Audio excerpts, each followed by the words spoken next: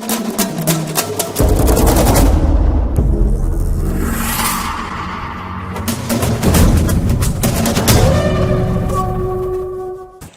வணக்கம். ஜனநாயக சீர்திருத்த சங்கம் மற்றும் தேசிய தேர்தல் கண்காணிப்பகம் ஆகிய அமைப்புகள் ஜனநாயக மேம்பாடு, ஆளுகையில் மேம்பாடு ஆகிய துறைகளிலே நாடு முழுவதும் பணியாற்றி வருகின்றன. இதிலே 1200க்கும் மேற்பட்ட சமூக அமைப்புகள் இதில் உறுப்பினராக இருக்கின்றனர். இதனுடைய அங்கமான தமிழ்நாடு தேர்தல் கண்காணிப்பகம் 2011 தேர்தலிலிருந்து வேட்பாளர்கள் மற்றும் சட்டமன்ற உறுப்பினர்கள் மற்றும் பாராளுமன்ற உறுப்பினர்கள் ஆகியவர்கள் குறித்த ஆய்வை மேற்கொண்டு வருகின்றது.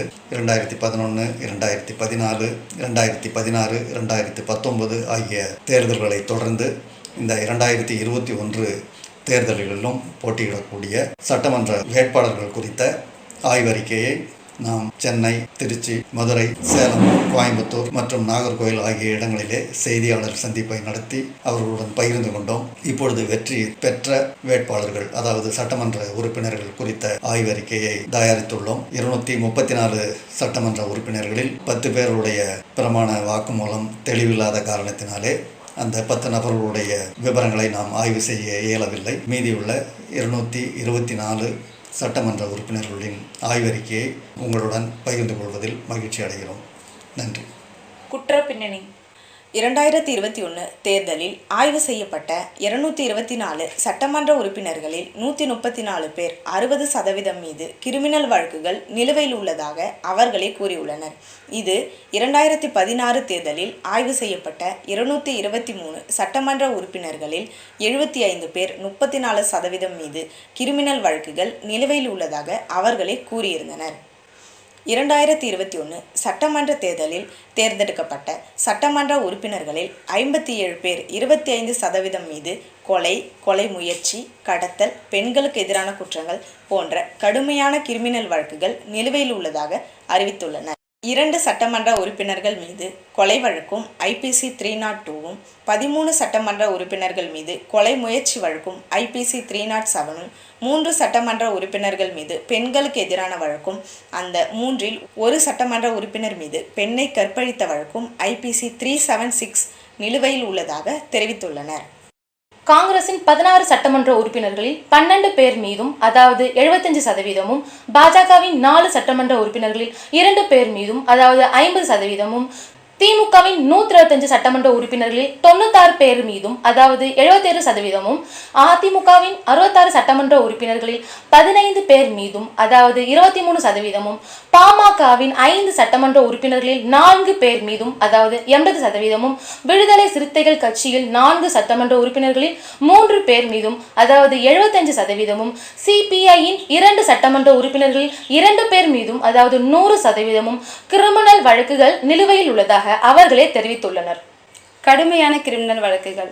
திமுகவின் 125 சட்டமன்ற உறுப்பினர்களில் 39 பேர் மீது 31%, காங்கிரசின் 16 சட்டமன்ற உறுப்பினர்களில் 6 பேர் மீது 38%, அதிமுகவின் 66 சட்டமன்ற உறுப்பினர்களில் 5 பேர் மீது 8%, பாமகவின் 5 சட்டமன்ற உறுப்பினர்களில் 3 பேர் மீது 60%, பாஜகவின் 4 சட்டமன்ற உறுப்பினர்களில் 2 பேர் மீது 50%, விடுதலை சிறுத்தைகள் கட்சியின் 4 சட்டமன்ற உறுப்பினர்களில் ஒருவர் மீது 25%, CPIயின் 2 சட்டமன்ற உறுப்பினர்களில் ஒருவர் மீது 50% கடுமையான கிரிமினல் வழக்குகள் நிலுவையில் உள்ளதாக அவர்களே தெரிவித்துள்ளனர். பொருளாதார பின்னணி.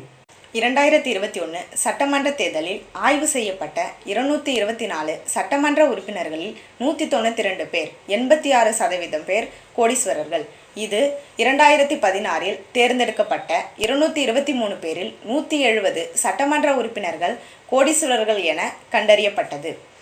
திமுகவின் 125 சட்டமன்ற உறுப்பினர்களில் 111 பேரும் 89%, காங்கிரசின் 16 சட்டமன்ற உறுப்பினர்களில் 14 பேரும் 88%, அதிமுகவின் 66 சட்டமன்ற உறுப்பினர்களில் 88 பேரும் 88%, பாமகவின் 5 சட்டமன்ற உறுப்பினர்களில் 3 பேரும் 60%, பாஜகவின் 4 சட்டமன்ற உறுப்பினர்களில் 3 பேரும் 75%, விடுதலை சிறுத்தைகள் கட்சியின் 4 சட்டமன்ற உறுப்பினர்களில் 2 பேரும் 50%, சிபிஐயின் 2 சட்டமன்ற உறுப்பினர்களில் ஒருவரும் 50%, 1 கோடிக்கு மேலாக சொத்து வைத்துள்ளனர்.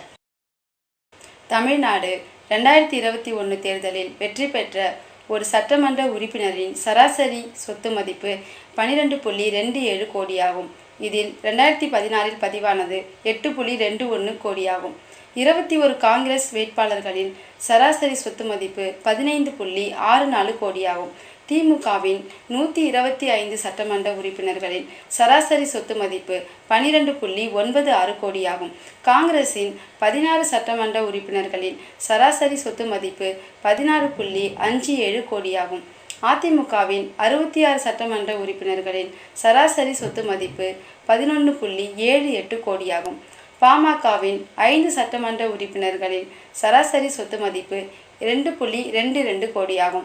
பாஜகவின் 4 சட்டமன்ற உறுப்பினர்களின் சராசரி சொத்து மதிப்பு 12.14 கோடியாகும். விடுதலை சிறுத்தைகள் கட்சியின் 4 சட்டமன்ற உறுப்பினர்களின் சராசரி சொத்து மதிப்பு 5.05 கோடியாகும். சிபிஐயின் 2 சட்டமன்ற உறுப்பினர்களின் சராசரி சொத்து மதிப்பு 2.61 கோடியாகும். சிபிஐஎம்மின் 2 சட்டமன்ற உறுப்பினர்களின் சராசரி சொத்து மதிப்பு 12.05 கோடியாகும்.